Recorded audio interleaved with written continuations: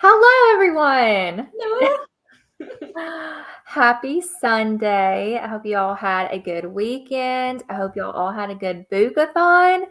This is it, y'all.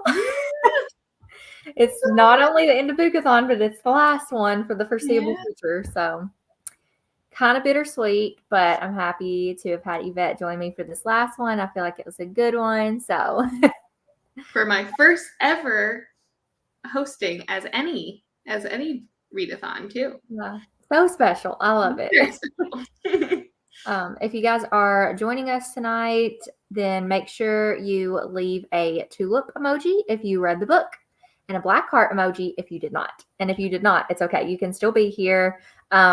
We will talk spoilers kind of throughout, but I'll let you guys know, or I'll try to let you know before we start talking spoilers. But maybe if you don't have plans to read the book and you're just curious, like, I don't know, I feel like we're going to have good discussion about it. There were a lot of really good themes. Well, one overarching theme, but like good just discussion from this, I think. Just talking about the way that she discussed grief and hope through this story was really, really good. So, I was like, can y'all hear us? But having internet issues. Okay, I was just making sure. Hopefully that gets sorted out. I'm sorry. But yeah, y'all let us know if you're here. And like I said, if you read the book or not. But if you don't know Yvette, this is Yvette. Oh, this way. Sorry, it's always backwards. If you don't already follow her, I do have her link down below. She's at Libres Adores on Instagram, and she does have a YouTube that she has not started yet, but she has a channel. There's just no videos. So yeah. Wendy was my first ever follower, so that's her claim to fame. Yes. Oh my goodness. So yeah, definitely make sure to follow her on Instagram though. She always posts fun stuff. So let's see what else. I'm trying to think. We're gonna probably talk about our Boookathon wrap up to start out with, just like kind of what we read and our thoughts on that and everything. So you guys are you guys are welcome to share what you read as well. But let me see who all is here, and then we'll go ahead and jump into our discussion. So we have some that did not read the book, which totally fine. I still think you could get a lot from the discussion if you want to stay for that. So thanks for being here. Norma read it, and Heather read it. Yay! I love it. You're intrigued though, so that's good. Hi! This is my in real life friend. I love it. We go to book club together, although I've been delinquent, but going back to it. I love that. Thanks for being here. And she also read the book. So much fun.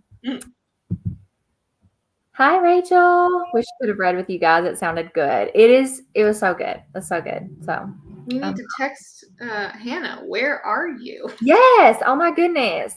Maybe she was so into it. I feel like, hold on, let's see. I'm gonna Marco her. Yeah. I'll be like, Hannah, we're on live. Where are you?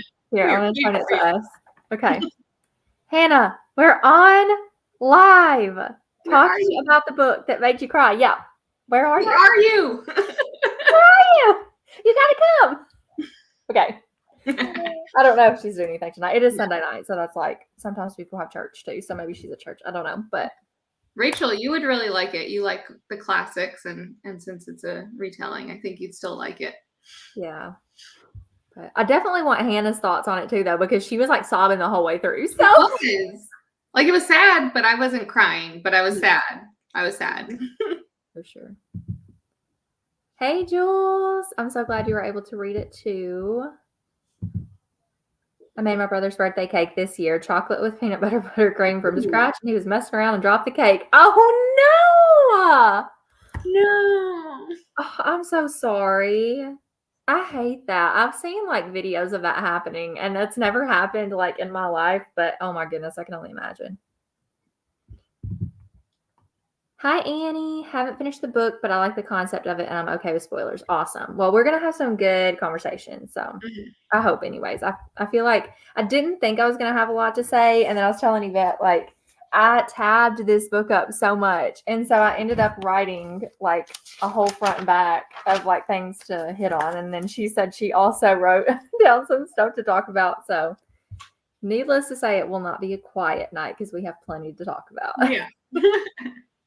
But before we get into the book, though, we'll do a little bit of a readathon wrap up. So if you guys just want to let us know like what you read, what your favorite book you read during the readathon was, or anything like that, whatever you want to share with us, feel free.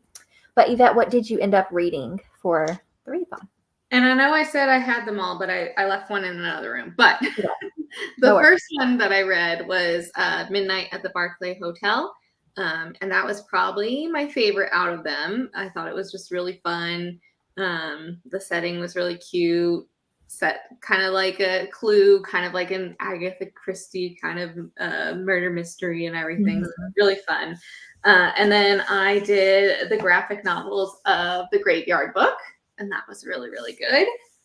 And of course I did our buddy read. I finished that one. And then I'm finishing this one tonight, The OK Witch. So Yay. That's the one I'm ending it on. I'm glad I am because it's just kind of very light. I've already done about 2/3 of the way through, and it's just really cute. So gonna finish the night tonight with that read.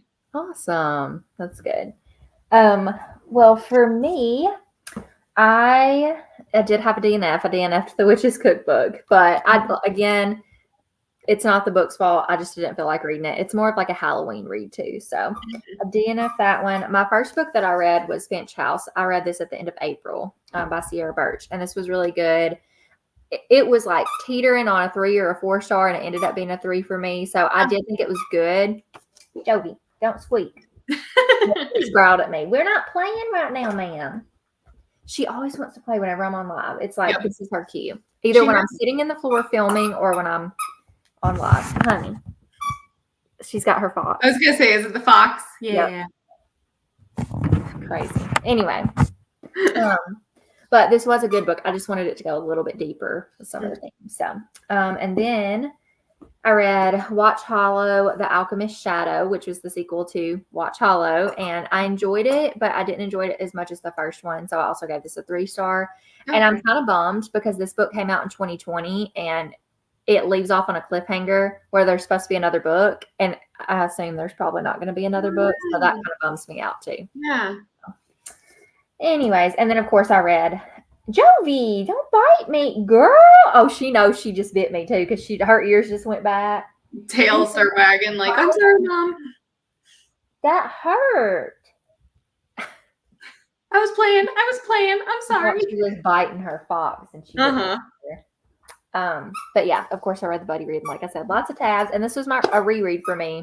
Yeah. And I feel like middle grade book rereads have been more successful for me than any other rereads because I tend to keep the same rating. So like this was a 4-star both times. So that was good. What about everybody else? Oh, my favorite book, I guess, was probably this one because it was my highest rated. So it was, yeah. Let's see. Jovi, you've got to stop squeaking, baby. Everybody doesn't want to hear that. Y'all are going to hear it. I'm sorry. Let's see. Norma read 4 books, loved them all, but I think City of Ghosts was my favorite overall. That's a good series. It's really fun. Yeah. Read the Clackety, Fright Watch, the Stitchers, and the Buddy Read. My favorite was the Clackety. Yay! I'm glad you like that one so much. I think you said you were going to continue in the series too, Jules, so that's fun. You read the Book of Elsewhere, The Shadows by Jacqueline Quest, the group read, and The Prince of Mist by Carlos Ruiz Zafran. I like the group read the best. Awesome. Yeah. Is that the same, the Carlos Ruiz Zafran? He wrote that really thick fantasy book. That's what's it called? It's like Shadow of the Wind. Is that the one that he wrote? Oh, like I know. I think I know what you mean. I recognize that name, but it's a name I haven't heard in a long time. Close. Yeah. Yeah, The Shadow of the Wind. Yep. I was like, I know the cover. Yep. Yeah. That one's really good. I didn't realize that. What is The Prince of Mist? I didn't realize that he wrote anything else. I'm sure like There's some authors you just know them for like certain books. Yeah. So I'm like, He's what is all he? translated work too, so Huh, that's kind of cool. for sure. Well, that's pretty Person cool. Missed. Yeah. Okay. I see it. All right, Heather read two mysteries, both excellent. An Inconvenient Wife is a modern retelling of Henry VIII and his wives, all the ex-wives. If you know Tudor history, she did a great job. Oh, that's cool. Interesting. I love that y'all all read such different things too. Mhm. Thought City of Ghosts was so fun. Yes. The second mystery I read was Act Like a Lady, Think Like a Lord. I am so excited for that one. I think you were the one that told me about it, Heather. So I actually requested it, and the library got it. So I have it in my Awesome. ever-growing stack of audios that I have right now. Normally, I try to only have like 4 in my rotation, maybe 5, and I think I have like 10, and that you have to read them in 21 days. I'm going, Yeah. oh no. So Goodness. a little stressed. He did write Shadow of the Wind, Prince and Mrs. and Middle Grade White book. Awesome. Fun, fun, fun. All right. Well, we're going to go ahead and jump into talking about the book. But I do want to know, so I'd mentioned before that this is a Secret Garden retelling, reimagining. So for those of you that read the book, or even if you didn't read it, you can let us know. Have you read The Secret Garden? And if you haven't read The Secret Garden, did this book inspire you to want to read it? So I have read The Secret Garden. It's actually my favorite children's classic. So obviously that is a big influence on why I picked up this book originally. But yeah, and I read it in December, I think December last year. So it was pretty fresh and everything, which is I didn't want it to be too close together, but yeah, I was going to ask you because I know you read that graphic novel right after you read The yeah, Secret Garden and didn't enjoy it as much. And so it made me scared for you to read this because I was like, is she going to like this? Because yeah, I felt like this was different enough. And there was things in the graphic novel that I just didn't like. And so I felt like this was different enough that I really did end up enjoying it. Good. That's good. Yeah, I was like gravitating after I read The Secret Garden. I was like, I want more of this. And I read The Secret Garden, I guess that was in 2022. So I read The Secret Garden that spring, and then I read The Secret Garden on 81st Street, which was the graphic novel you read. It's a more modern retelling. And then I read The Secret Garden graphic novel adaptation that's like supposed to fit just to the story. But I didn't like the illustrations in that one. And I also didn't like it I understand that in The Secret Garden, there are some like things that don't hold up over time because it was written so long ago. And so like some of the things that were discussed are not, kind. But I didn't like how the new book switched things so much, like the graphic novel switched things so much about that because I'm such like an OG girl. Like I need it to be, if it was written back then, like there's just, I don't know. I'm that way. But I think they wrote the same art and everything for Anna Green Gables. yes. And so I read that one and I liked it. It was nice because like you got to remember Anna Green Gables, but again, it's a graphic novel, so it's a lot shorter. It's not going to have everything in it. So I was like, I'd rather just read Anna Green Gables again. Yeah, but it was fun just to dip my toe into Anna Green Gables for the day. For sure. Let's see. Haven't read it, and yes, I would like to read it. Awesome. I feel like you'll like it. This one, like this book definitely hits heavier on grief. The other book does discuss grief, but it also is like heavy on like anxiety and like there's other things that play a part in it. So it's still a different story, though this does still, like you can tell when you read it, it's like The Secret Garden. So I reread The Secret Garden just last month, so it's fresh for me too. Awesome. I have not read The Secret Garden yet. How have you not? You love classics, Rachel. I know. I am going to read it this summer. Here's my accountability. Yay. Yes. I'm going to message you this summer and be like, have you read it yet? Have you read it yet?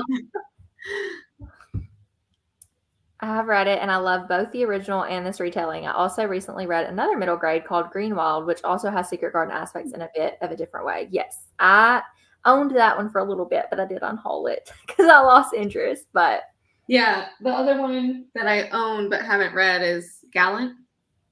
yeah, that was so hard for me. Did you read it? I did. I used to read V. Schwab's Yeah. all the time, but I wanted to like it more than I did. Yeah. I feel like there was just something missing. Yeah. So I think I might have given it a 4-star, but I think it's more like a 3 for me. And you may love it. Like, it's kind of got mixed reviews. I just wanted it to go a little bit deeper. It was beautiful writing, and it was a really dark retelling of it, which I enjoyed, but it just didn't, I don't know, it just felt like there's something missing. So yeah. I mean, she just depends. She has such different writing styles in each of hers. So like, yeah, she does. City of Ghosts, love that. Didn't really like Vicious. Love Darker Shade of Magic, and then don't like her adult with the stars, Addie LaRue. Yeah. So it's like hit or miss. She's not an auto buy for me because I'm like, well, maybe or maybe not. So did you read this Savage Song duology? That's a new one, right? No, it's the older one. It's a duology. The first one's red and it has a guitar on the cover. It's this Savage Song, and then the second one's blue and it's this dark duet or something like that. No, I do not remember. I DNF'd the first one. I didn't really understand the magic system in it. I didn't really prefer it. I'll show you. Hold on. But I'm the opposite of you. Yeah. For some of the stuff. This Savage Song, that's the one. Oh, yeah. Victoria Schwab means, I forget. She used VE for some. That's YA. Or her middle grade and YA are Victoria. Yeah. And then adult is VE. Yep. I didn't like, okay, so Addie LaRue was like middle of the road. It was way overcooked for me. So I agree with you on that. I DNF'd a Darker Shade of Magic because I felt like it was just going to get too technical for me with what it was doing. Which is why I loved it. I was like, magic. But I loved Vicious. Now, Vengeful I didn't like as much, but I loved Vicious when I read it. So yeah. I thought it was good. It just was, when reading it, I just thought of the color gray at all times. That's how I just was like, this is very gray. Like, I read The Secret Garden twice and lost count of how many times I've seen the movies. 3 different versions. Yes. Nice. I love the 1993 version. It's my favorite. And then the newest one I do like. You know what? I bet I know where Hannah is. I'm about to see. Because Gwen is doing a Secret Garden readathon. Or maybe she's not there. Okay, she's not, because she's not in the chat. Gwen was doing a Secret Garden readathon this weekend, and they were going to watch the newest Secret Garden. Okay. So, but she's not in the chat, so never mind. I checked, but I was like, I bet that's where she's like, I see who you care about more. No, I mean, I don't, whatever she wants to do. I know. No, I haven't read The Little Princess, I think it is. Yeah, I want to read that one. That's his other book. Yeah. I did read her what's it called? Little Lord Fauntleroy. Oh yeah, you did. And it was so precious. So yeah. I think I've seen the movie as a kid. She had like a hat. I distinctly remember the hat. Felt like this book was awfully close to The Secret Garden. Does anyone know the legal copyright line? Sometimes I feel like she pulled the whole storyline. There are a lot of books that do that. Yeah. I mean, it's not just The Secret Garden. I mean, think about all of like the fairy tale retellings that there are. And I don't think that. What is it? 50 years, 100 years? Yeah, it's something like that. I mean, think of Pride and Prejudice, how many retellings there are of that. Yeah. Yeah, for sure. And it is not the same, but like, yeah, I don't know. I get the sentiment behind not wanting to copycat, but like, I don't know. Yeah. But when you have people that love a story like me, that like, I'm just like, yay, I get more of it in a different way. But 1993 is my favorite too. Yes. So good. Okay. So, for those of you who have read The Secret Garden, what are some similarities and differences that you kind of picked up on in this book versus you're laughing at something. Hold on. Yeah. Hi, Hannah. Did you get my Marco or did you just show up? Because we were totally Marco and you laughed. You'll have to go back at the beginning, but you probably saw it. We actually waited this entire time for you. We weren't going to start. I'm just kidding. Oh goodness, we really haven't said much. So we've just been talking about like readathon wrap up, Secret Garden, but we're just about to get into the discussion. So I'm glad, and other friends are popping in too because Bethany's here. So okay, for works created after January 1, 1978, copyright protection lasts for the life of the author plus an additional 70 years. Look at you knowing. I love that. Yeah, because I know that Winnie the Pooh was just recently came off it, and then they made like the horror film. Oh, I was like, why? Just because they could. But yeah, so. No worries. You're actually reading the last chapter. Perfect. Yay! Well, you haven't missed much because we literally were just talking about like and we're still not spoiling yet. So, what are some things you guys saw? Like if you read The Secret Garden, similarities and differences. So my biggest one was straight off from the beginning, and that's what I was kind of saying was that in the book, the little girl, she's her parents are very rich and everything, and she has all these servants and everything, and she's already been forgotten by her parents. Essentially, she just has a nursemaid, doesn't get any care or love from her parents. And in this one, her parents are huge integral. She loves her parents. They're very important to her. And so when they do pass in the very beginning, when they do die at the beginning, it's like way more impactful. Whereas, I mean, the other girl was still going through grief, but it was a different type of grief because she never was loved by her parents. So she's probably angry with them for never loving her, and they're dead. So it's hard. Whereas this one, they're gone. It was such a harder hit because they loved her so much. Yes. And then not only that, then she thinks she can still see them at one point. So the other one, they're gone, nothing else. And this one, it's like, I may be able to see them again in the here and now, not the later. Yeah. So that was a big change. And that's where that change of this is focusing more on her story of grief than it was focusing on. I mean, in The Secret Garden, you do have the focus on grief with the uncle and but I feel like to me what shined through was that little boy, what Colin was his name in The Secret Garden, right? His anxiety was like such a big thing in that. And that's why I loved The Secret Garden so much to begin with. So it's like, oh, this is so good. But I do feel like the core of the story was a lot the same, just like, like the basics. And there's the three children you have. They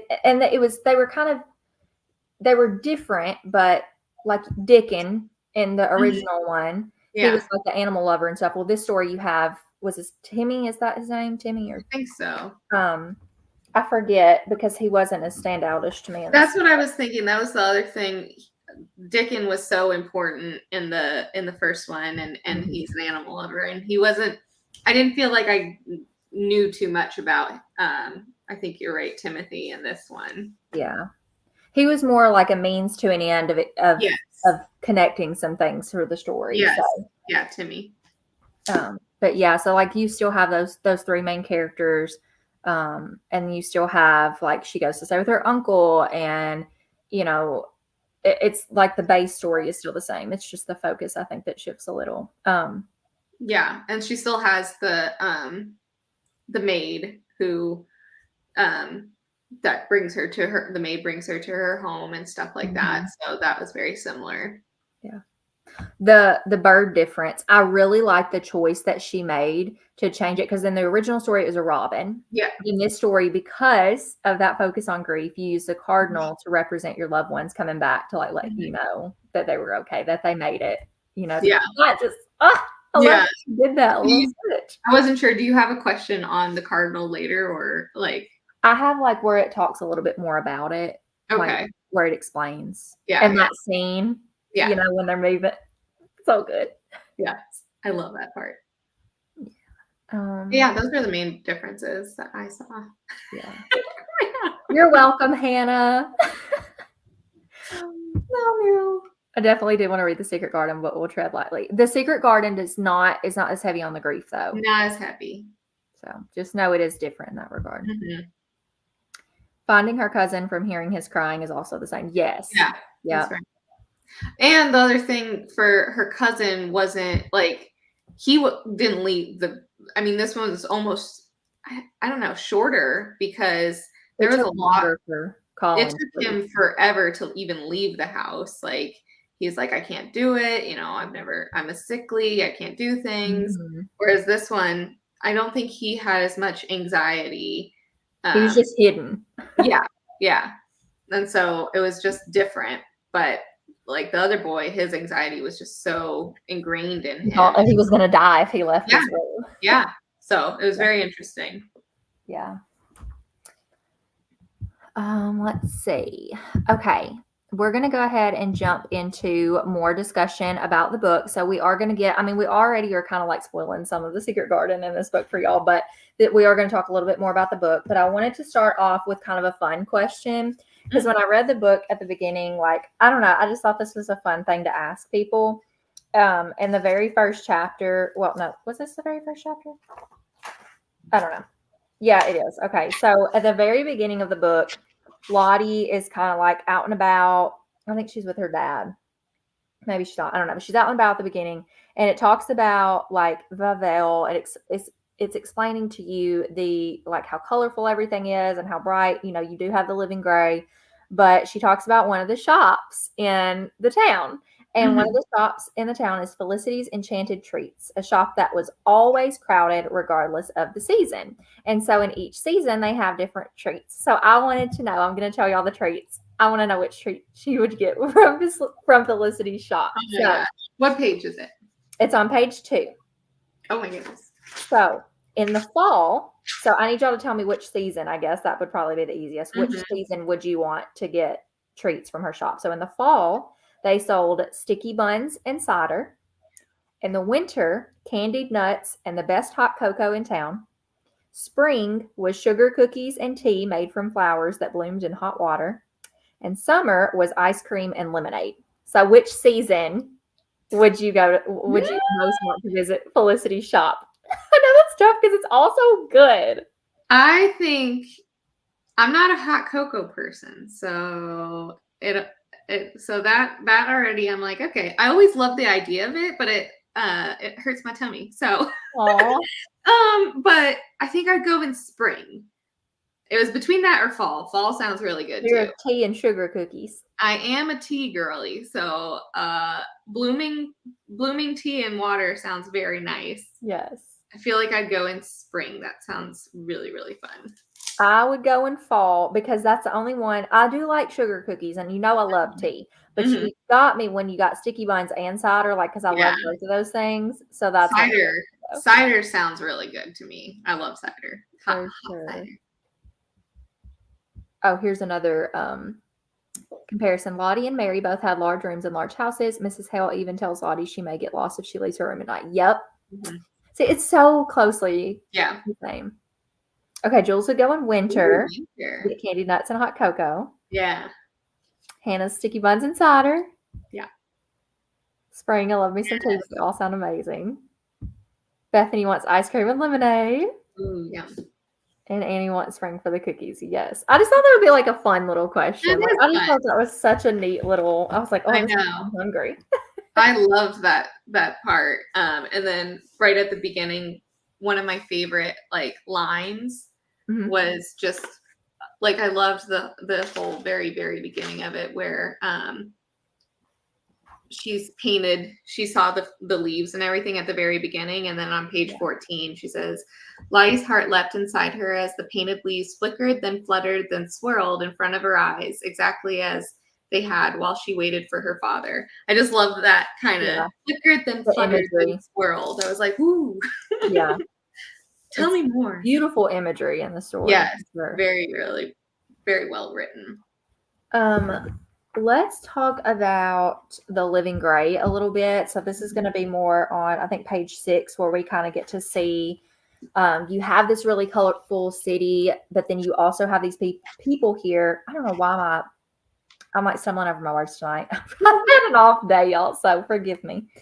But it's at the bottom of page 6 where it starts the living gray. It says, The living gray could also still benefit from those who kept their magic and from the enchanted things that magic created. Oh, wait, sorry. I'm missing. Not there. Over time, that's where I'm at. I put the thing at the bottom, my tab. Oh, okay. Yeah. So where it says over time, most people lost both their color and their magic and joined the ranks of the living gray.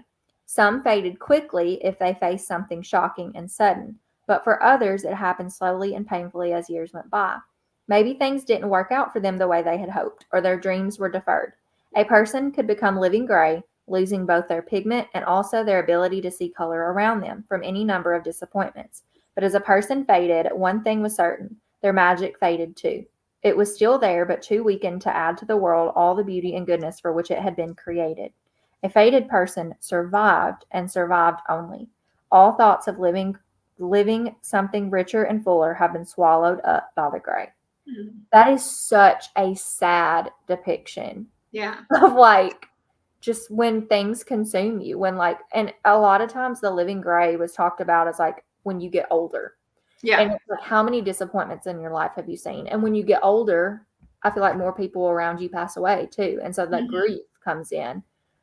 The way that she depicts that in the story is something like I've never read or heard before. Yeah. Well, I think like the way I thought of it is less that it has to all be due to grief. Yeah.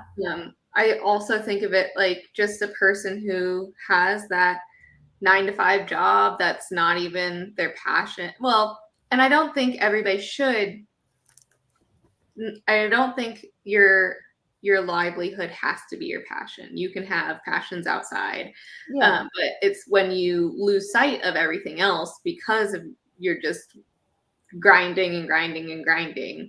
You're just surviving. Yep, you're just surviving. You're just doing it to make ends meet, or you don't. Like me, I work a lot, but I love to travel, and I do the work so that I can go do beautiful things and do, like, I can go paint and I can sell something for $20 because I'm not worried about it. Yeah. But I just thought it was just really interesting talking through that. And I'll bring this part up later, actually. But yeah, okay. that's what I was thinking. Yeah, I'm sure we'll hit on a lot of this. Also, I was like, this discussion will probably just be an hour. And like it's 7:34. We're probably going to be here at least an hour and a half. So it's okay. We're going to have good talks.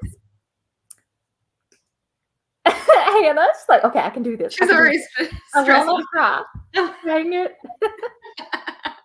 Oh, just wait. It's going to get even more like. Yeah. It reminded me of losing imagination as you get older. Yeah, that exactly. too. That's how if you lose a piece of your childhood, the more that you are exposed to the world, the more into adulthood, you just see so much evil or bad things, or you experience more of that stuff, and it just kind of pulls you away from that too. Yeah. Felt like an allegory for losing the magic of youth. Yes, I agree. And I loved how like her parents still had their magic. Yeah. So it's like you didn't have to lose it. So you could continue to have that like youthfulness as you grew up still. So I like that they didn't just say, as soon as you hit like 30, you're gray. It's like you could still be colorful if you kept it within you. Exactly. Looked at the living gray as grief and the heaviness of it and learning to survive or thrive with it. Yeah. That definitely was like a huge point. Yeah, it's a big part. Hi, Teresa. Just wanted to say hello. We're about to eat dinner. I'll stop by later. No worries. The discussion will be up later too, so you can go back and watch if you missed any of it. But thanks for popping in. Let's see. Let's talk about splintered magic a little bit now. I'm going to kind of go through. We're still kind of at the beginning, so we'll talk a little bit about splintered magic throughout. But on page 9 is really where you get to see you've got the people who are colorful still, you've got the people who are gray, and then you have the people whose magic has splintered, and you have that main, like the stone man that they really focus on at the beginning here. So on page 9 is where they kind of introduce you to what it means to have splintered magic. So it says, one could lose one sense of magic and wonder and become one of the living gray. One could keep one's magic and use it to make the world a better place and see the world in color for all of one's days, as Lottie planned to. Or, though rare, upon facing a sharp and terrible sudden change in one's life, a person could grip onto their magic so tightly that instead of fading, it snapped, splintering from its source, the great magician itself. And splintered magic, separated from the source of goodness and beauty that had made it, without fail, manifested into something awful. It became magic, twisted into something it was never meant to be. Thoughts on that? Actually, I'll put my thoughts after yours because you talked about a few things, and I want you to kind of talk through that. Okay. So I think one of the things question for everybody else too. Mm-hmm. What has Lottie always been taught about splintered magic? So yeah. You'll remember what's like the main thing that comes up a lot? That it's false or it's lies. Yeah. Lies, yeah. That it's lies. Yeah. And I feel like this is such a good opportunity to segue for me into like my faith, like as a Christian, and seeing how your magic is a gift given to you by the great magician, which in turn in our life can be symbolic of God, and God gives us gifts. And sometimes I think we trust the gift. Sometimes we hang on to the gift more than we hang on to the giver. And I almost think that's what she's trying to portray, because the author is Catholic. So I know that there's some similarities in our faiths there at least. And I know that she weaves a little bit of that into her stories without making it an overarching theme. Like, obviously, this is not like a Christian book, but she does implement her life into it as well. Yeah. And so I can see how she kind of brings that up, and like, you're trusting in this gift that you've been given. But once that gift is separated from the giver, because we aren't meant to live our lives and do everything that's been given to us independent of the Lord. Like, and so I feel almost like, these people, they manipulate these gifts to relieve their suffering in a way that they think is best for them. And that's what she says in the book, is that that's kind of what you're doing when you have splintered magic, is you're trying to make this thing that was given to you, you manipulate it and think, I'm going to use this to help my suffering. And you think it's what's best for you.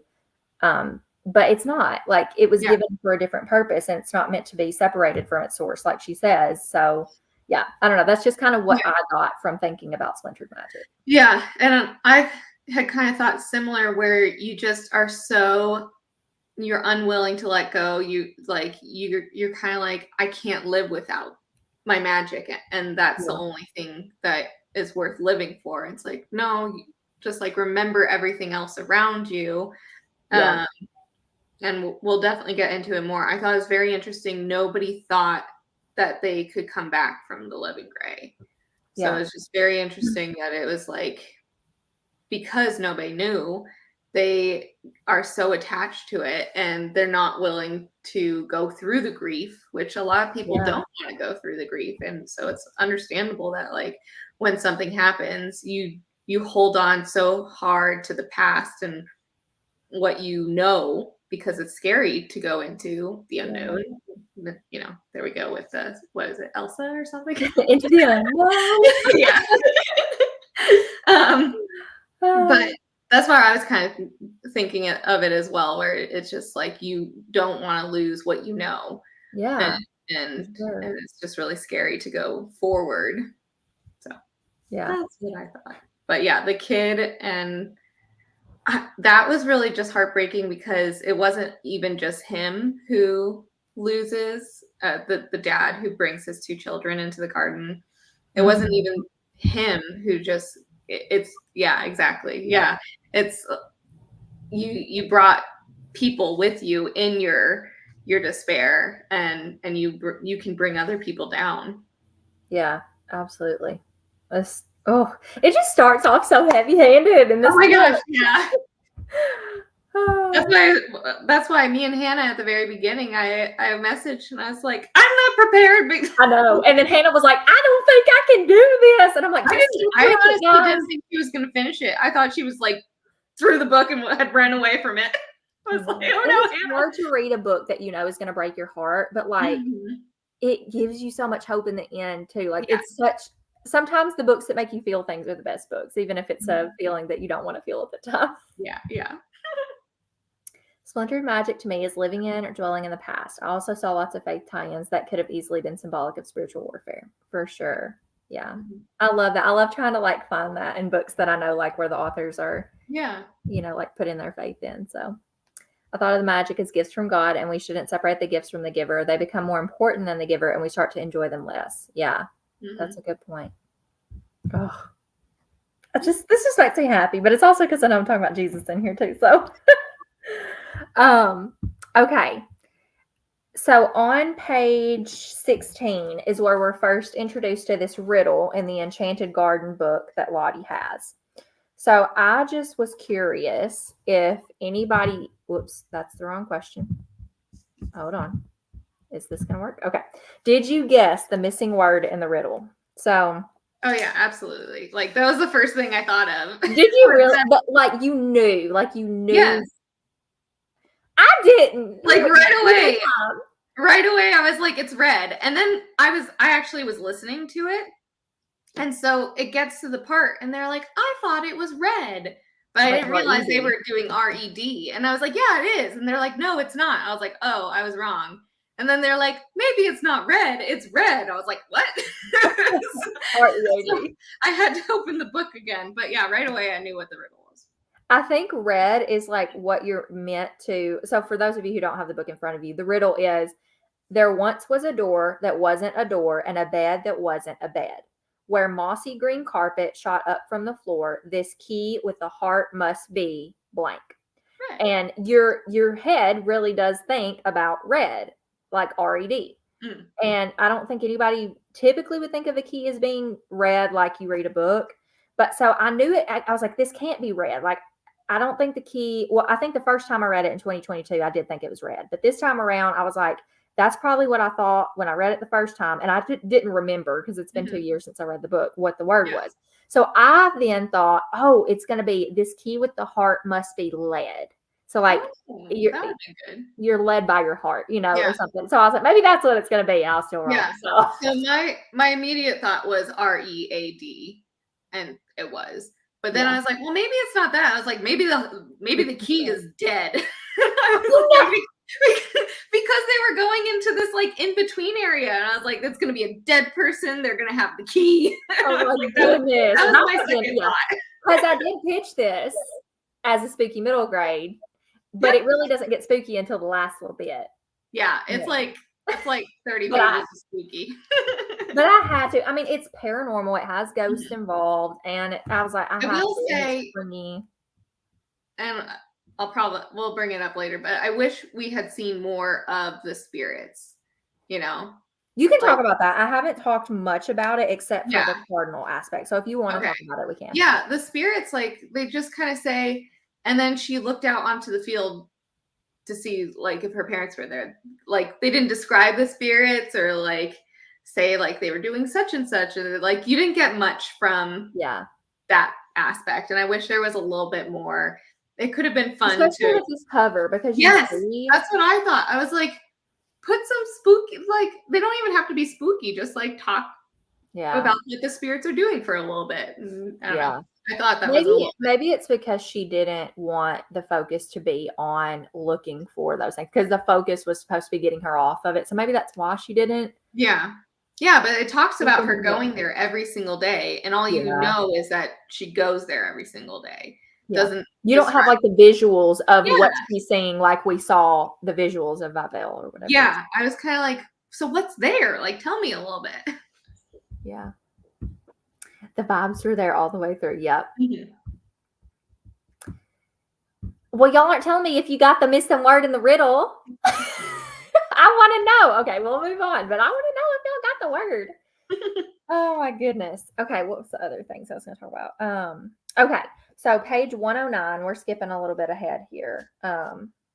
There's so many things that I marked between. So if there's anything like you want to hit on, Yvette, before, if you have anything prior to page 109, please go ahead and bring it up. Because I'm just going to talk about Warwick and his perception of Miss Hale is what I'm about to hit on. So yeah, there were a couple things, and they're just like really, really short ones. Like when her parents passed away, I just thought her, who was her nanny? What was her name? Was it Nellie? Nellie? Yeah, Nellie. So like Nellie, I just thought it was so interesting from the perspective. So Nellie is gray. But like she says things that are so terrible for somebody going through grief. Like and she's trying to be helpful, but she says that like it isn't a bad thing that you're gray. You've lived through loss, which is a completely normal thing. It only means that you aren't any more special than the rest. And I was like, that's not what you tell somebody that's grieving. why do you say that? And then another thing was, you know, she's really the kid. Lottie's really sad and everything, and she's like, "Why don't you go paint?" I was like, "She can't see color. Why was like the first thing that comes to your head to go get her to paint? Like that is." Can you imagine the first time you go paint as a gray? That's going to be. And she's like talking about how the paints are all just in different shades of gray. Like you don't even know what the paint. I was like, that is so sad. And then like right afterwards, she was the heaviest, emptiest girl in the entire world. And I was just like, so just like going through all that, like she didn't have any support system to get her through. Yeah. I also thought it was really interesting, the Beast of Burden, which was the contraption that took her to the spider-like thing. Oh my God. Did it remind you of Beauty and the Beast? Like the carriage in Beauty and the Beast had legs because it's been a long time since I watched it. That was the first thing I thought of was like, oh my gosh, it's like Beauty and the Beast where the carriage had legs and like scuttled off. Oh my goodness. But I also thought that was really interesting that that she called it that because Beast of Burden is like an animal that takes your heavy loads and everything. And so it was, you know, she's heavily laden right now and she's being taken from the living to the in-between in this Beast of Burden. And I just thought that was a really interesting way to like move her to the next place. Like, that's good. I didn't even catch that or think about that deeply. Yeah. So that's good. Like that's really good symbolism. Yeah, I thought that was really, really well read. But what else? I didn't have much else. I just was also heartbroken again when like the only treasures that she brought with her were her mom's perfume and her She couldn't take her book. She couldn't take her book. She brought her mom's perfume and her dad's jacket with patches. Like those were the most important things that she brought. And I was like, that's so sweet. And I think that's. Oh, and the other thing that I thought was interesting that got brought up was, I think it was Miss Hale actually said it. She said, Lottie was asking why people weren't going into the ever after, that they were kind of wandering at first. And she's like, well, isn't it good, the ever after? And she says, I wouldn't know. I haven't been there. Have you? And I thought that was really interesting because that's like us in our faith. We haven't seen what's after. And a lot of us will wander before being willing to finally accept and go on. Yeah. I thought that was really interesting where it was all like, I think it's good, right? And she's like, well, how do you know? Never been there. Yeah, that's a valid like speculation of it. Mm-hmm. Yeah. But those were the things before, so that's good. Before your I'm glad you brought those up because like we see different things when we read, so that makes for good discussion. So that's good. All right, so Jules did not get the riddle. Heather didn't get the riddle. Norma didn't get the riddle, and then felt silly for not realizing it. Oh. But Arizona, we get the riddle. It reminds me of what people actually tell you while you're going through grief. Yeah. You mean well, but not. Yeah, don't handle with count. Mm-hmm. Yeah, like thinking that. Like I know for me, like I couldn't listen to music. Yeah. Because just everything, no matter what, was sad. So like when people are like, well, you know, why don't you just go listen to some music, or why don't you go paint, or like they're trying to think of the things that made you happy before. And right now, like you need to sometimes be a little bit intentional with your sorrow. Yeah. Hannah didn't get the riddle. I was not a fan of the nanny. She seemed pretty cold and inconvenienced for having to stay with her until someone claimed her, for sure. Yeah. Like what a way to treat a person that just lost someone. Like, yeah. I got the sense the nanny was cold because she had a big loss too. Yeah, for sure, because she was gray. Didn't know how to care because no one had cared for her. Yeah, that's a great point. Also pictured the enchanted carriage and Beauty and the Beast. Right? And that was like, okay, look, hold on. Time out. You need to look it up. Yes, because I mean, it has been so long since I've Yeah. watched Beauty and the Beast. Yeah, so Beauty and the Beast, everything in the castle is animated. Like Yeah. so even the Beast's Oh, okay. carriage doesn't need horses or anything. Yes. Right? That's exactly what I thought of. Barely remember that. I That's remember like everything in it, I think, but yeah. that's wild. Beast of burden for Beauty and the Beast, all the bees. All right, so page 109. I thought it was interesting how Warwick perceived Mrs. Hale, especially knowing what we know now, having finished the book, which we won't talk about yet. But page 109, this is where Lottie kind of has her first encounter with her uncle Warwick, and he says, you know, it's all right, Lottie, you're safe here to share your heart. You see, Mrs. Hale is my angel. Like the way that he perceives her. If she brought me to you, then it must be important. She showed up on my doorstep the day I lost Dahlia with a broom in one hand and a plan in the other. She heard my heart right when I needed her most, and she's made a way.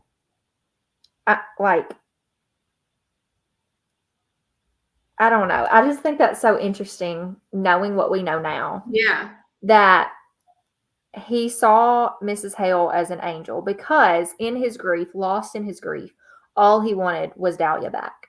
Mm-hmm. And so to him, Mrs. Hale gave him the opportunity. She came in to watch his son so he could neglect him, essentially, forget about him and go search for his wife. But like grief does that sometimes. Like when we love somebody so much, all we do, I mean, if there was a way to get somebody back, there's so many people that would, you know?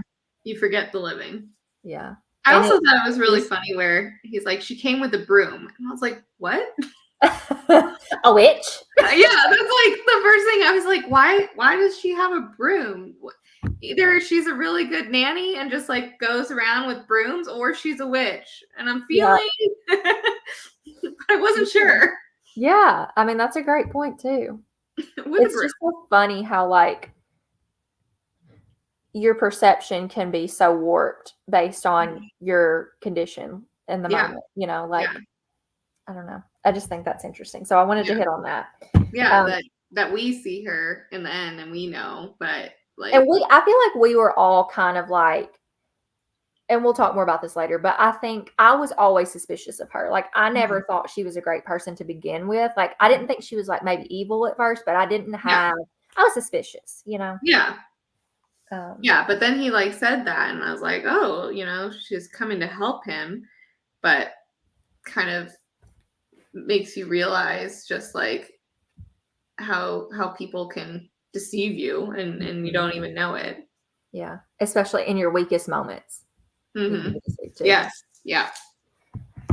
Page 113, we're introduced to this machine. And what is the machine powered by? Oh, I wrote that down. I just wrote powered by sorrow. Yeah. Yeah. So I was like, that sounds great. Can't be a bad thing at all. So on page 113, it says, it's sorrow. It's all the sorrow of all the people on this estate, those who have enough of it to spare.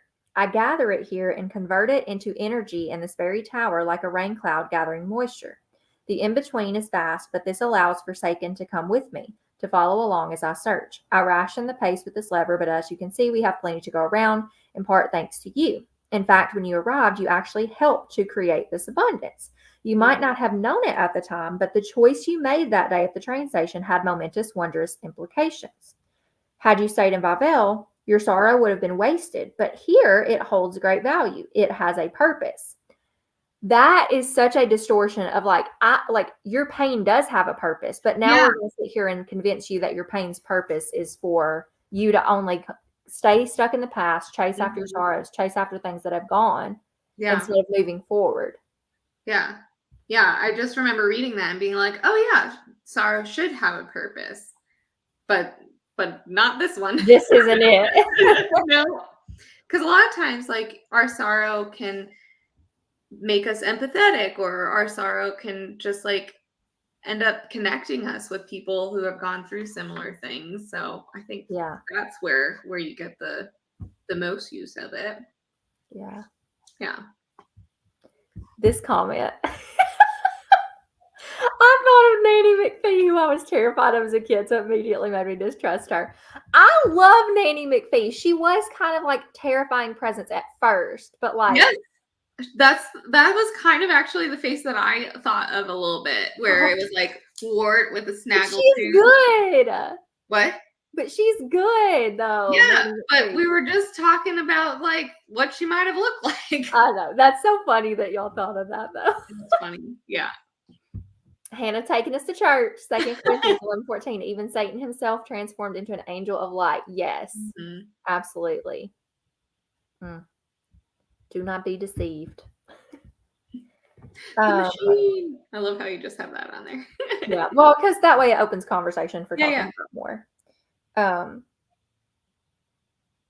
All right. Why do you think you get on page 123 is when we meet Clement? Why do you think Mrs. Hale lied to Lottie about Clement? Because he tells her, you know, she says, Mrs. Hale said you didn't want to see me. I overheard her in the hall. And he said, well, she lied. Yeah. Why did she lie? Because, well, this is what I think. Okay. So she lied because she was trying to keep the sorrow going. And when you get two people together who can either grieve together or they can learn to move on together, they're not going to be, you know, the sorrow is going to slowly go down as they learn to heal. Yeah. So she was like, keep them apart. That was my answer too. And that's another difference in, like we were talking about, the Secret Garden, because they were trying to keep Colin safe for a different reason.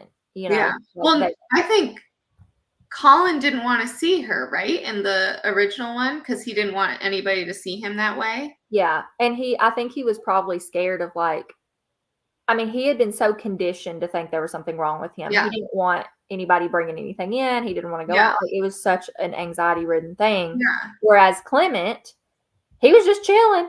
Yeah, I know.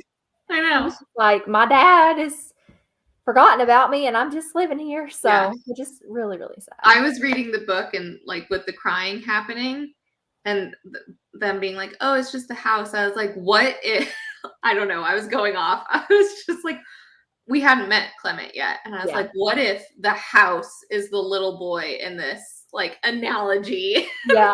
So she's going to get along with it. I don't know. I was going down. The house is sentient. That's what I thought all of a sudden. I was like, maybe the house is the boy. Oh my goodness. And then he came in the next couple chapters and I was like, oh, thank goodness. Mine was weird. Oh gosh. All right, let's talk about the Enchanted Garden. So this starts out just being the book that Lottie has. She finds out that Clement has the same book. So it's okay that she didn't bring it because now Clement's got the book. But there is a special significance about this garden. So I feel like it has multiple significances. But what significance, I guess, just to start with, does it have to Lottie and Clement? So I think it was that both their mothers had been there and were making it for their kids for like the future and everything. Which is so beautiful. Yes. Yeah. I thought that was so sweet. So their tie to it is just that, you know, their moms were part of it and they were making it for them. And then even after the one passed, she was keeping it going and everything. So it was just a very sweet thing for their kids and stuff. Yeah. It goes into detail about that on, where is it at? I think it's 162. I'm trying to find exactly where it talks about.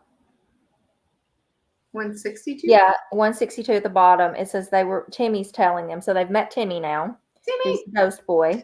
Oh my goodness, he bet. I know what Oh my goodness. He's telling them about their moms. They were both expecting. Miss Elizabeth had an apartment downtown, and Miss Dahlia had all this land and space at the edge of the city. Miss Elizabeth was gifted in flowers. My mother was gifted in making living things grow, but she loved flowers best. A thick lump grew inside Lottie's throat. She surveyed the spread of frozen, wilted beds spread out in all directions and imagined her mother plotting out which plant would bloom in each one with her in mind the whole time. And then Timmy's like, right. And Miss Dahlia, my mother, was a dancer, Clement added. His chin lifted high, but the wobble in his voice betrayed him. Maybe he was imagining his mother in this place, too, contributing her own special gifts. So they gave the garden the rhythm, the song. Yeah. So, I don't know what page it was on, but, as they're in the garden, like, there's this, I think it started to burn, right? And then the ice, the magic in the garden, the ice is what saved it. And so it's frozen when they come into the garden. Yeah. But when Lottie and Clement come in, it's like the garden knows like what their mother's meant for them, and it gifts them. Yeah. Like those things, like was it the shoes? Is it shoes? Yeah, dance shoes and paints. Yeah. Because they want her to paint again. And I also think it was just really interesting because Lottie is the only one that can see the little bit of magic left in everybody too. So, even though hers she's great right now. Yeah. Well, she can see a little bit of hers as well. And she can see everybody's like little spark, but she's the only one that can see that. So like, imagine everybody else thinks they're completely great. They don't know. It was like lucky that she had that ability. And then also like a little bit later, just the forget-me-not flowers. Yes. I love that part. That was my favorite. That was where her hope unfurls. Is that right? Let's see. Yes. Like right before. Or was like I think she just hope unfurls is the chapter. And then it's like an entire 2 pages or so where she just lets go. And then bunches and bunches of delicate blue flowers sprouted all around her, popping out of the soil and opening up in each place. One of her tears fell. And they were forget-me-nots. And I just thought, I was like, oh my gosh. I was like, thank you for that heaviness. Oh no. It's in that chapter right before that, I think, because the hope unfurling is the start. Yeah. So right before that, on page 164, it says, with a deep breath, all the trust she could muster, Lottie let hope unfurl like a ribbon and float free. It twirled up into the frozen tree, then over the walls of the doorless garden, through all of Forsaken, and even outside it to the in-between and beyond. Because if the story was true, then their mothers had made them a garden with the potential to heal the whole entire world. Was that 164 you said? 164 and 165. It was at the bottom of 164 and the top of 165. Oh, yeah. Yeah. There was a part before that too, 157. I love how it talks about it's talking about healing and stuff. And so let's see. I also thought I'm sorry. Go ahead. Still it was there, and it was this. If the tree could thaw, maybe the garden could heal. And if the garden could heal, maybe, just maybe, other things could too. Yeah. I love just that. Yeah, a little earlier in the book, I thought it was really interesting. I wrote it down as I was reading, and then things like this was around page 50 or something. She knew that's when she found out that Dahlia was her mother's sister. Yeah. And so I was saying, I like wrote down, well, the mother was still able to see color after her sister's passing. Right. And I was like, basically, and that just shows that you can make it through after grief. Yeah. But I thought that was interesting. And I don't think you ever really find out, but the mother could have turned gray at one point as well. Yeah. And then came back from it, because we learned that you can do that. Yeah. And I was like, or, the other thing is maybe she did not. She was able to keep her color throughout. It kind of talked about she was pregnant at the time. And so she was able to keep her joy with her baby and everything. And so I was like, it's interesting because there is the possibility that she lost it and got it back. But then there is other times where you go through grief, but you don't lose your color. And that's not a bad thing either. That doesn't make your grief any less because you didn't turn completely gray. Right. But I was just kind of thinking about that because some people, process it differently. Yeah, for sure. Obviously, we were all upset that she couldn't take her book. I was She's book lovers too. Book, no. But thankfully, there was a copy there. But yeah, I was sad too. Mm-hmm. And Hannah, Don't forget nuts. From her out for us all. From her tears. The fact that her first painting was one of her mother felt really special because the garden was made from the love of her mom for her. Yeah. Yes. Oh, so good. I marked page 173. It starts to talk about grief and hope intertwined. Yeah, I think that's where you were talking about her tears. The forget-me-nots are the next page. Yeah, because you read the part about her tears. Mm-hmm. Yeah. Did you read this part about grief and hope? I just read the very top of 174. Okay, so I'm right before that, but it talks about grief and hope side by side, mixed all together. She knew from her father that hope and magic were tangled together in the most beautiful of knots. Tears like that in the garden like this. And that's where you went into. Yeah. Such a good part. It was an entire, from 171 all the way to 174. It's just talking through. Clement said, it's okay. You can let them out. The gardens survive far worse than you're crying. And she just, that entire time, it's just talking about her going through it. Yeah. It's like, it's not just a page or paragraph synopsis. It is. It takes all these words and then time. I love that. Page 195. Yep. You got that right? The next one.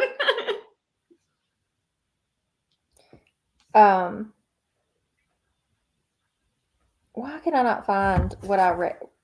Oh, okay. So it's the part where she says, sometimes I feel like if we could just get our color back and come out on the other side of this sadness, then everything would be easier because we'd know it all turned out okay. But maybe the point is that we have to learn how to move forward without knowing all the answers. Maybe this isn't something that has any real sort of end. And then Lottie said, like a rainbow. Yep. It doesn't matter how long it takes. What matters is that it's even possible at all. Yeah. I wrote that down too. So powerful. Just knowing, we aren't going to know all the answers. We're not going to know how this is going to get better, but we have to have hope that it is and that there is something good on the other side of this. Yeah. It doesn't mean that life has to stop being good. Yeah. When you're going through it, a lot of times you don't know.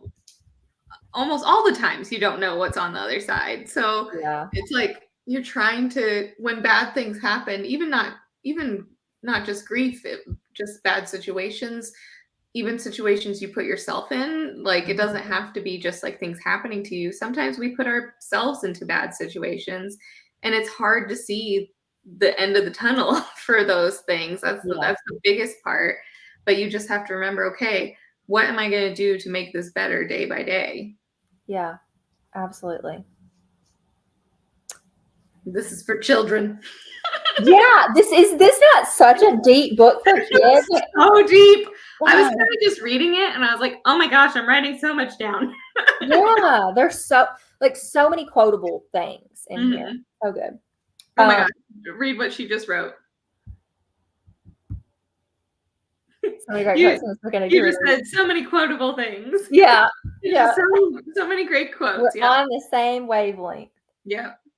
I was going to jump to 208, but do you have anything else besides before that? Okay. I don't. Because this is where we figure out when Lottie finds out that Agnes and her family still have their magic and color after grieving, because she finds out that Timmy is in relation to them. So oh, the one thing I will say is that a little bit earlier, I don't remember where it is exactly, but I just really liked how her newest, what was her name? The newest maid, Timmy's sister, Agnes Agnes. is Yeah. Agnes the sister, or was it Agnes was the mom, wasn't it? Oh shoot, now I can't remember. Or was it, hold on, I'm trying to find. Lydia was the sister, wasn't it? George and Agnes were the parents, and Lydia Okay, was yeah, yeah. okay. Lydia, there it goes. Yeah. So Lydia, I just thought it was really interesting that, like, at one point, Lottie's having a little bit of a tantrum or something, and then Lydia's just like, "You don't know, you still have your color," like blah blah blah, and she's like, "You don't know what other people have been through." Yeah, You just that's look at where that. yeah, that's where I have marked here because she was talking about Oh, is on that there? On two? 208. Well, it maybe wasn't here. It was another part, but this is like where she's finding out Yeah, about yeah. I was just saying, people. like earlier on, I just thought that was so interesting, where she was just like, "You You don't don't know know what what I've I been do. through," Yeah. and And everybody's grief looks different. Like and yeah, some people may be in it in the moment. Some people have had it like and it's not linear, yeah. and people deal with it different. Um, And, sometimes you don't deserve to hear about it from me because you don't know me yet. yeah. Like, so don't just assume that A, I have to tell you, Hmm. and that you know these things about me. Yeah. And she gets really upset. Lottie gets really upset here because she's like, why didn't you tell, like, why, like, you were, because the Agnes and them, they were completely living gray before Mhm. and they came back from it. Yeah. And she doesn't understand why they didn't tell her this before. And Mhm. at the very bottom of 208, it starts with often. It says, this is where Agnes is telling her, often Oh, when yeah. grief is fresh, it isn't helpful to tell people that they'll heal, or at least they have a chance to somewhere along the way. You don't want anyone to feel like they need to hide how much they've lost or bounce back by a certain time. At Yeah. some point, though, you hope that they'll be ready to start down that road. Sorrow or despair at what we've lost will still hang around, sometimes more, sometimes less, but we don't need to fear it. In time, we can find room once more for joy and laughter and peace. Unfading isn't a fast process and it isn't a straight line. Like that's such a good part. I had a hard time because I was like, so did nobody know that you could come back, like turn colorful? And I was like, well, maybe this is just a child's perspective. Like, Maybe, yeah. they hadn't taught her yet that she could come back from it because nobody She uh, hadn't experienced it yeah, yet. normally when you're a child, they said she was the youngest they'd ever seen in a long time. So, she didn't look, because I was struggling with that. I was like, so nobody knew that you just people were holding this in and weren't telling people that you could become colorful again. And then I had to think on it. I was like, well, maybe it's just because she's so young, she didn't Yeah, know. I Um, think that too. but like maybe she wouldn't have gone to the land if she had known. She even says that later on, but again, as you just read, sometimes in the moment when you're in the middle of it, it's not the right time to tell you, because later on she's more willing to do, because she is seeing the changes, you know Yeah. but I just thought that was interesting because I was like, well, maybe she never would have gone. You guys need to tell her. Yeah, I did actually read this for the first time with my in person. I had a middle grade book club of Mhm. 8 to 12-year-olds. Yeah. Um, but I was doing this one virtual just for the summer for this one, because everybody was like going on vacation. So I had a couple of them there, and the ones that were there were like the 10, 11, 12-year-olds, but Okay. they really enjoyed it too. Yeah. I don't think they got emotional about it, but they did really like the Yeah. story. So like it is digestible, but it is very deep and heavy for a middle grade for sure. Yes, grief is not cookie cutter. It affects us all different. Yeah. And I said her favorite quote, All and good. fading isn't a fast process, it isn't a straight line. Come on. I know. Oh, another really good thing. There's so many good things. Um, where on page 225 to 226. Oh. Um, Yeah, I had 224 to oh, 225. So we'll well, just what are read you all 3 start? pages. No, I was kidding. Start on 224. Tell me what you're talking about, and then I don't I know. can I just wrote 224 to 225. let's Oh find it. yeah. It's basically the very end of 224 where Mrs. Hale says, "Don't you feel tired, Lottie? where she's, kind of going, don't you realize that losing your parents is only the first of your great sorrows? You'll lose the only other people you have as well. You'll be denied things you want badly. You'll have to fight the gray and the fading again and again and again. Even if you aren't now, you'll get tired of fighting. Most everyone does, even when surrounded by lights and colors of a bell.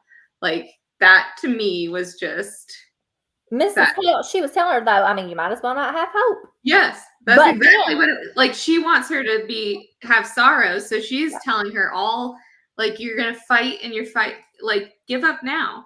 And I was just like, oh my gosh. Like, see, this is great, because then that's where I got on the bottom of page 225. yeah, That's where Lottie goes, you're right. I might face 100 hard things in my life or more, all enough to turn me living gray. And each time I might have to fight to keep my magic glowing strong, but I don't care. I don't care how many times I have to fight. Life doesn't have to be easy to still be good. Yeah. That's probably my favorite part of the whole thing right there. It's just like, oh, that's such a good one. Yeah. The whole part with her, just like, and that's what's going to happen to us, that we're going to have all these evils coming in day after day after day. And it's saying, don't fight it anymore. Just go ahead with it. And I was like, like, like, no. Yeah. I love that part. Oh, Leah came in to a movie night. Yeah, I saw you and Wendy over there. Because I was looking earlier to see if Hannah was over there, because she wasn't here yet. And I was like, where's this girl at? Maybe she's watching this movie.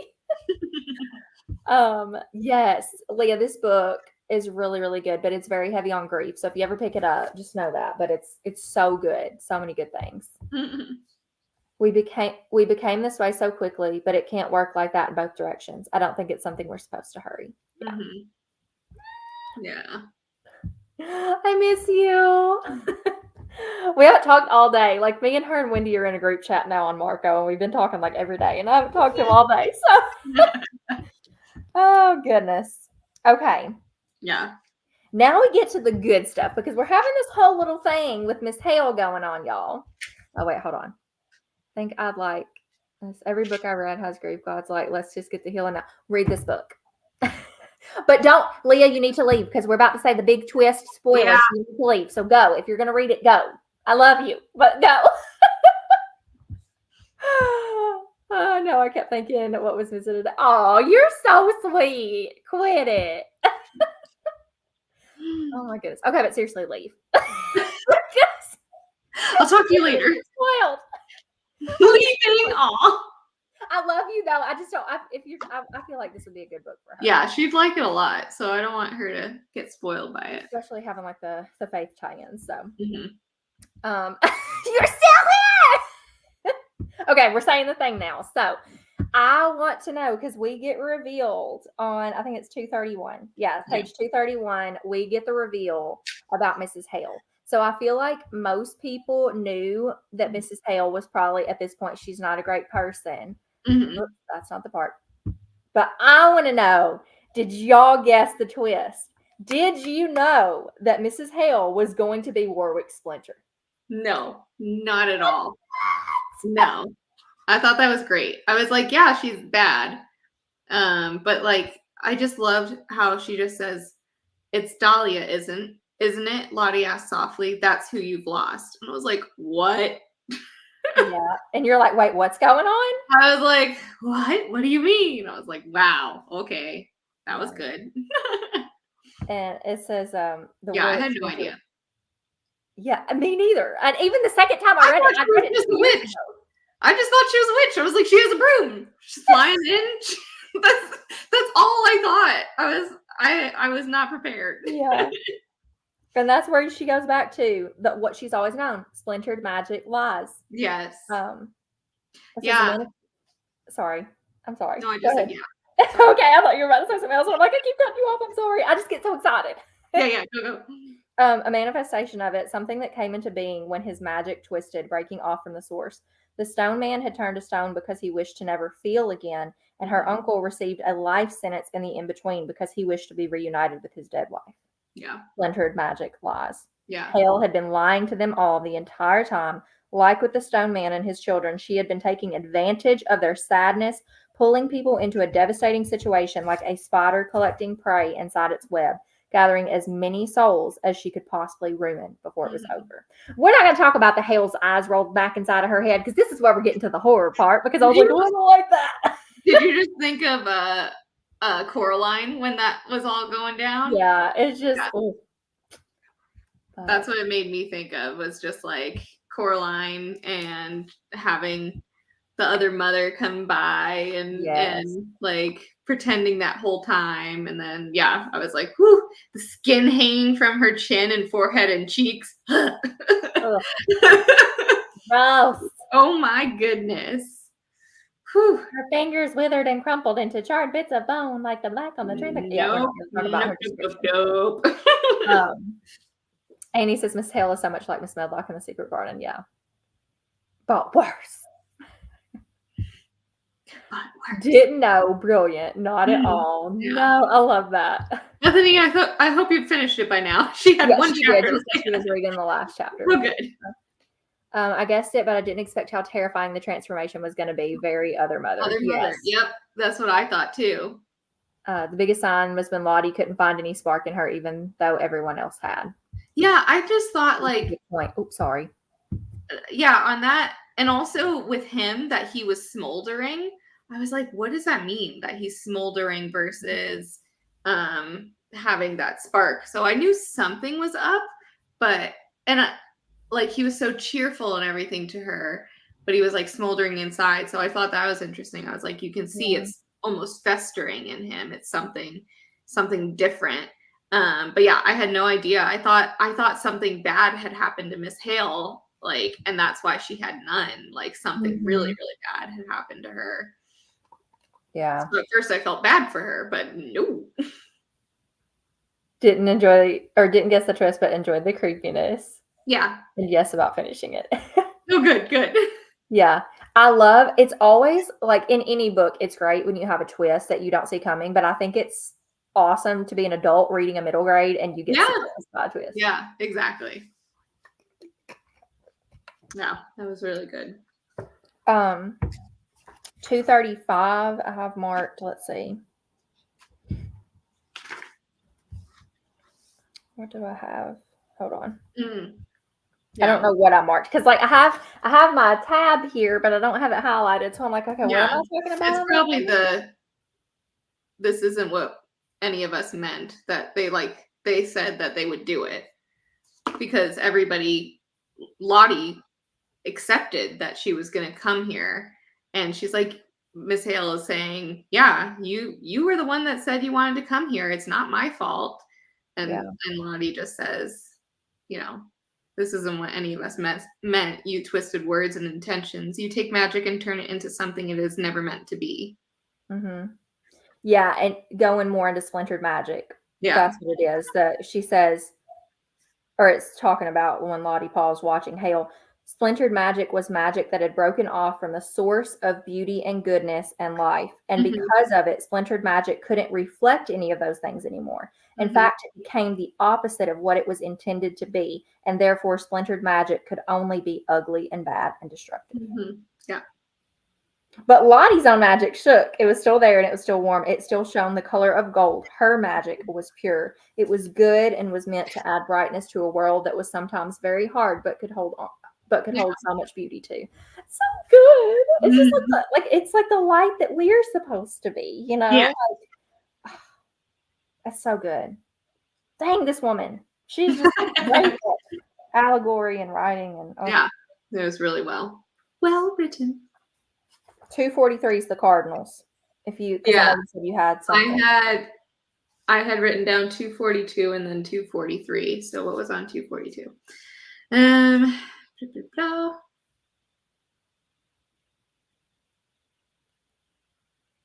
Why did I have that one? I wrote it was because of the description of the ever actor. Is that she watches every ghost close to the mountains, sprinted. So they now, there was right there, and any hesitation, any doubt she had ever felt about ever after disappeared in an instant. There would be no more worrying about whether ever after was good or bad, because it was, without question, the most beautiful thing Lottie would ever see. She watched as every ghost close to the mountains sprinted towards the vale, their arms outstretched to the sky, pure elation on their face as they ran through it. And I was just, oh. It's like running into glory, y'all. Yes, running into the arms. None of them hesitating here on the border, not when they could see inside. Each of them ran like a child into a parent's loving open arms. I was like, okay. Oh, I love that scene. I was just thought that was so beautiful. Yes. Yeah. That's But yeah, good. I'm glad you marked that, because like that's not, I marked the Cardinals part, but that part, oh, that depiction, that scene. Yes. Everybody feeling safe, go running, sprinting. I was just like, oh, I love that scene. And then on the flip side of that, the people that are still here, that's where the beauty in that part is the Cardinals. It says on page 243, Lottie saw something that took her breath clear away. As the souls crossed through the curtain, they lifted into the air, and a bright red cardinal burst forth from their hearts. The birds turned and soared, bright wings spread wide, back through the veil and then onward in the direction Lottie had come for so many months ago, straight toward Vavelle. Back before she turned gray, Lottie had once thought it was a nice story about the Cardinals and what they meant. But first with her book, and now again with the Cardinals, she had discovered that something that she thought was just a story was in fact very real. The Cardinals were messengers from ever after to let their loved ones know they had made it safely home. Lottie's magic flared as hope swelled inside her. Yeah. Yeah. It's beautiful. Yeah. Running. Amen. Yeah. So I'm going to try and say this without crying, but for the Cardinals, that the Cardinal came even in the beginning, and then like they talk about it, but a really, really good friend of mine who was kind of like a pseudo grandparent for me. And so he passed away, and his wife was, still here. And she saw a cardinal the very next day. And so she's very, they're Catholic and everything. So she always says that it was her Tom, her husband, coming back to check in on her to make sure she was okay. And so every time I see a cardinal as well, I'm just like it makes me a little bit emotional. So that this whole book like brought up that, and just for saying like that they go back home to go check on people. I was like, okay. I was trying to hold it together on that part because it was just so dear. Oh, how amazing to basically get a glimpse of heaven and never have to doubt again. I know. Yeah. It was a whole mess when she saw the Cardinals come from their chest. I know. Yes. Yeah. Yeah. Oh, good. Yeah. I think that I also liked that she never saw her parents again. Like she didn't she didn't have to see them to move on. Yeah, she did see some Cardinals, and she also even said, I don't know if you have it marked, or I didn't mark it, but I should have. I don't. Oh no, I did. At the very end. 257 I marked. Because I was just like, what did you have marked? 257. I have that marked too, but I have it marked to sorrow. Okay. It's about sorrow. I think the part, I don't remember if the part where she sees her parents is back when she's in Vavelle at the end, isn't it? Or yeah, I think that's right, actually. So I'll get there later. Yeah. I don't know if I marked it or not, but I marked 257. I think it was actually for the same. Is it the last paragraph that you marked? Yeah, go ahead and read that. Okay. Sorrow itself wasn't a bad thing when in its right place. It meant she had loved and still loved her parents with her whole entire heart. It meant her friends and family were loved deeply too.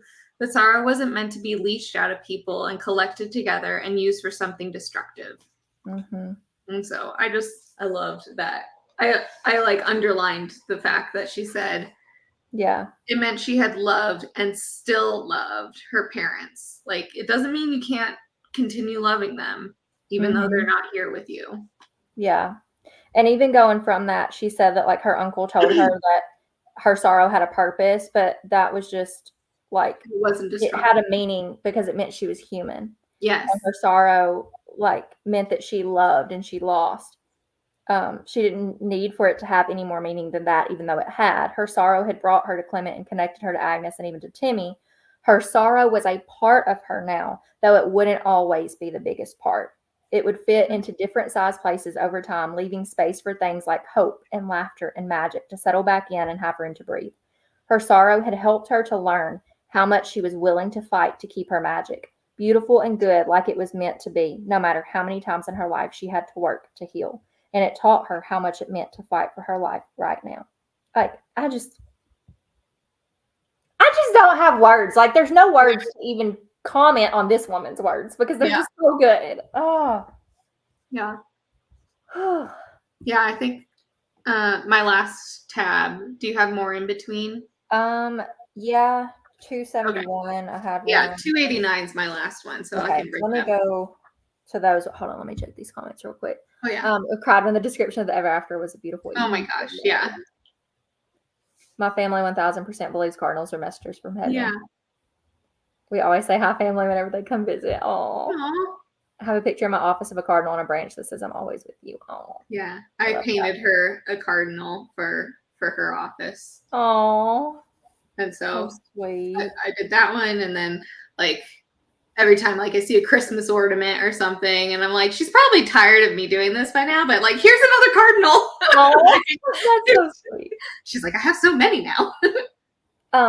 Another part of this, so this was just a part that I thought was sweet that made me a little like, I didn't get teary-eyed, but I was like, oh my gosh. 271 was when Clement and Warwick were reunited. And it says that the cardinal landed on Clement's held-out finger. He wiped away a fat, heavy tear, then gave a gentle pat to the bird's head. I never wanted you to lose her, Warwick's voice broke. A child needs his mother. I know, I miss her all the time, but I hope you'll stay now, Father, because I need you too, and you'll have to find a way to be enough for both of us, Lottie added. And anyways, I was oh my gosh, like, oh. I also thought it was great that the author was willing to save Warwick. And because he was, pretty far gone. Yeah. And he could have decided this world was too much of a struggle. I'm just running into the ever after. Yeah. And so I just like that she kept him. He's going to take care of his son now. He's going to struggle in the living, in the realm of the living, and is going to work to get his light back. Mm-hmm. Absolutely. 273. I marked where it's talking about love. Like Timmy says, I know things that I didn't before. This was like before he was going. He said, love is always looking, searching to find a soul who's working through their sorrows or their struggles or whatever it is that holds them back. It's not too different from the garden, really. And when it finds you, it helps to mend the holes in your heart. And when a person's holes are mended, then love can fill them up, straight to the top, so there's nothing else. When you're ready to be filled, you're ready to cross through the veil. Mm-hmm. Oh my gosh. Like, literally everything just made me go, oh my gosh. Yeah. No, I felt the same. It was like, all of it. Heather said, I think the author saved him because even the lowest sinner is able to be redeemed. Oh, yeah, that's good too. I did like that. On the next page, do you have 275 marked? It might go into what I have marked because I have 276. So go ahead. I just like that Lottie asks Agnes. She said, "Can I ask you something?" Of course. What did it feel like seeing your brother again, even for a little while? She twists. Let's see here. So she said, "It was the strangest thing.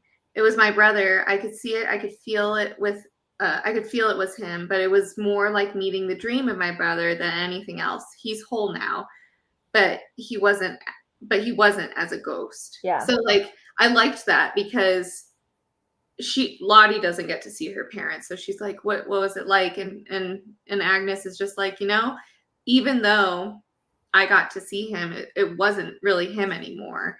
He wasn't fully fulfilled as a ghost. And now that he's gone, he's now whole again. And I thought that was really nicely put, not to hold them back from moving on, is the other side from moving on. Absolutely. Yeah. She really does hit everything, like any little pieces. The garden allegory on, I think it starts at the bottom of 276. Agnes is telling her, like, she's like, hold on. Lottie says she doesn't understand how our garden can, like, spill over into the world. There's so many sad people in the land of the living, so many living gray. And Agnes says, like, that's a good question. Finding the answer might be complicated and take some time. Lottie says, but why? Why can't it just be easy? And Agnes says, well, because I think everyone really has their own way of healing. Here in Forsaken, you have a special garden built of your mother's love and magic and hope, and that's helped you to heal. But my family is different. Our garden is that we talk about Timmy. We find little bits of good in each day. We set about our work with purpose. We let ourselves be sad. For others, maybe their garden is a box filled with special things, or a walk on a sunny day, or a splash in a puddle after a rainstorm. Some might carry their gardens in here. She pointed to the middle of her chest and shrugged. I think gardens are everywhere if you know where to look for them, and they do have the power to heal the whole entire world. Mm-hmm. That's beautiful. Yeah. I thought that was really nice because, like, the whole point of the secret garden is that they're doing the garden and that's how they're healing and everything. But as a kid, maybe you don't get, like, she spells it out for you in that whole paragraph. It's not like a garden, but sometimes it can look like like the secret garden. You were able to heal by physically gardening, and that may not be the same thing for everybody. So I like that she spelled it out, especially for a middle grade that needs like keep some things as illusions and everything and similes, but sometimes just spell it out for even for us. Just because it's beautiful to have it spelled out like that. Here's the other ways that you can have a garden. Yeah. Mm-hmm. So good. Yep. Their garden's box filled with special things. They're walking a sunny day. Yep. All that. So good. Yeah. Okay. What was your last one? You said you had one that you. The last one. If you're all done. Yes, I'm done. Mine's at the end is 289. Okay. So actually, it's the very beginning of. She was having a dream, and so she wakes up and she could really still hear birds singing, and it was coming from outside. Lottie ran to the window, then yanked back the shades. They were there. 4 red cardinals circled her window, singing and chirping, twirling around each other. Lottie opened the panes, and the birds glided into the room, spinning and swooping, creating a cyclone of bright color above her head. And then she reaches out her hand towards them. 2 of the cardinals perched on her bedpost, and the other 2 landed on her outstretched fingers. She pulled those 2 in and brought them close to her cheeks. They bent their little heads. Oh, I put little in it. And pressed their feathers against her skin. So like that whole part, and then she also, just the fact that she lets them go as well. Yeah. I liked, where did they say, I think she says something about, like, you can't, maybe it's in the next sentence. Thank you. Yeah, this was the closest she felt to her parents since the night they died. Part of her wanted to keep the cardinals here forever, just to hold on to the feeling for as long as she possibly could. But the cardinals weren't meant to be a substitute for the ones she had lost, and they weren't meant to be kept in a cage. They were meant to be a sign. Like, I just loved how she did that, because like I said, I was really hoping she wouldn't get to see her parents again, because I just feel like in real life, you don't, like, a kid who's reading this for grief, they're not going to have that chance. Yeah. So I liked the fact that she didn't get to see them, like, physically, but the birds came back as a symbolism for them. And that she even says that they aren't a replacement for her parents. She can't hold on to them. They shouldn't be caged. And so she has to let them go. So I thought that ending was just so sweet, where she does get the beauty of the cardinals to come back for her, but she understands that they can't be kept with her. And I just, like, it broke my heart when she holds them close. I was like, I think I held my cat at that point. I was like, I need a cuddle. I did. I always do that. Oh, good. All right. Well, we talked a lot about the goodness. I mean, so what was your final star rating for? My final star rating, I think is going. I am so torn. Like, I feel like it's probably a 4.5. Yeah. And so I'm debating on Goodreads if it's going to be a 4 or a 5. I think towards a 4. Yeah. That's what it is for me. It's been a 4 Yeah. both times. I feel like just like because of this discussion and everything and getting to hang out with everybody, that makes it a 5 for me. Yeah. I agree. But like the book itself is probably a 4. Yeah.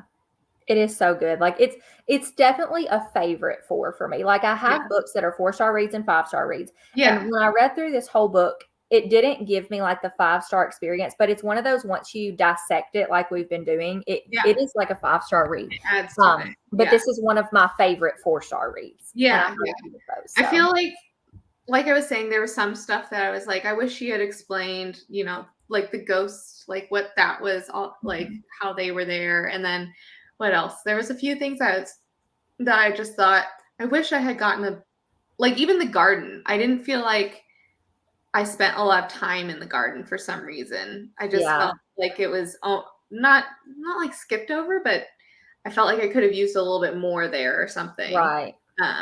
But otherwise it was just like, you know, we've just spent an hour and 40 minutes discussing how great the writing was and just like talking through all the things that she put into this for middle grade. So it was really, really good. Yeah, for sure. Hannah says, when I lost my grandfather, I was crying one night and said, I just wish I could see him again. And the sweet lady at my church said, oh, honey, you will. Oh my gosh, Hannah. Oh, trying to make us all cry. 5 easy stars. Good. Of course. I wouldn't expect any less after you tearing up the whole time you read it. Leaning towards a 5. Oh, good. I'm so glad you liked it. She only picked it up like yesterday, I think. Oh, awesome. She runs through things. Discussion definitely elevates the experience for sure. Because you really get to pick it apart. So. Gave it a 3 on Goodreads, but it was more 3.5. But after discussion, it's probably bumped to a 4. I love the beginning and the end, but the middle was a little flat for me. I can see that. Yeah. I think this is the best book discussion I've ever participated in. You both did an amazing job going into detail. Oh, well, thank you. Thank you. Appreciate that. 4-star for me. And yes, love it so much more. Getting to hear others' thoughts and feelings. Yeah. Great. Feel like I wouldn't have found it otherwise. It's definitely a new favorite. Oh, I'm so glad. Yay. That makes me happy. So will any of you be reading more from this author, do you think? I had, what was it? It's like a circus book, right? Do you have this one? Yeah. I don't own it, but it's at the library, easy to get on Libby. So I think I would like to read that one. Yeah. And you read it already. I don't know if this is going to have like, I hope it still has like some faith tying elements I can gain from it, but I don't know. I've had this for so long. Like this is really one I should have used for my TBR veteran, if we're being honest, because I've just wanted to read it. I got it immediately after reading this one. So I've had it for 2 years. But yeah, for those of you who don't know, she does have, this was her debut, The Circus of Stolen Dreams. And it's about this girl named Andrea. Her brother Francis disappeared and her world turned upside down. So when she discovers a magical dream world called Reverie in the woods near her home, Andrea jumps at the chance to escape her pain and go inside. But the cost of admission is high. Andrea must give up a memory in order to enter, and she knows exactly which memory she'll choose. Once inside, Andrea discovers tent after tent of dreams come alive. She can fly on a gust of wind, brave swashbuckling pirates. There's pirates in this book, Yvette. Yes. And search for buried treasure, reach for and wish on a tangible star, and much, much more.